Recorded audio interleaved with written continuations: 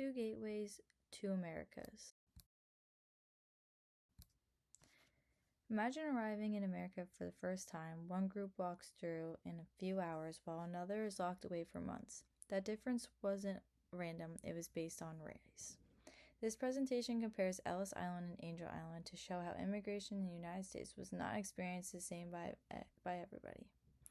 These two locations created very different systems, one focused on entry and the other on restriction. By looking at both, we can better understand how immigration policy was shaped by race and how ideas of citizenship developed over time. Ellis Island, located in New York Harbor, mainly processed European immigrants between 1892 and 1954. For most people, the process was relatively quick. While there were inspections, the system was generally designed to admit immigrants. The National Park Service describes Ellis Island as the nation's primary immigration station and a symbol of opportunity. Because of this, it became known as the Gateway to America. Angel Island, located in San Francisco Bay, mainly processed immigrants from Asia and operated from 1910 to 1940. Many immigrants were detained for long periods and faced detailed interrogations. This was largely due to exclusion laws, specifically the Chinese Exclusion Act. Immigrants were often held for weeks, months, or even years. Unlike Ellis Island, Angel Island functioned more like a detention center, and immigrants even carved poetry into the walls to express their emotions. The actual experience inside these locations was very different. Angel Island, immigrants were both placed in wooden barricades that felt crowded and prison-like with limited freedom. Many were detained for weeks or even months like before, while going through intense questioning. On the other hand, Ellis Island had a large open space where immigrants moved quickly and efficiently. A major difference is that immigrants in Angel Island carved poetry into the walls, expressing fear, anger, and hope, which shows how stressful and isolating their experience was. A little bit into the art. On the left is a picture of Island 78, the only poem with a hidden message within the text. The first characters of each line says, "This island should be abolished." And on the right, Island 100, which is the earliest dated poem in the barracks, the 5th day of the 10th moon, which would be October 5th, 1911.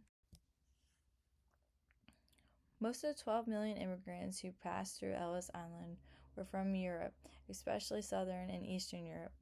According to research, immigrants during this time period came mostly from Europe, with large numbers arriving from countries like Italy, Russia, and Austria-Hungary. Smaller numbers came from regions like the Middle East and North Africa, while Asian immigrants was much more restricted due to the exclusion laws. This is important because it shows that Ellis Island mainly served Europeans.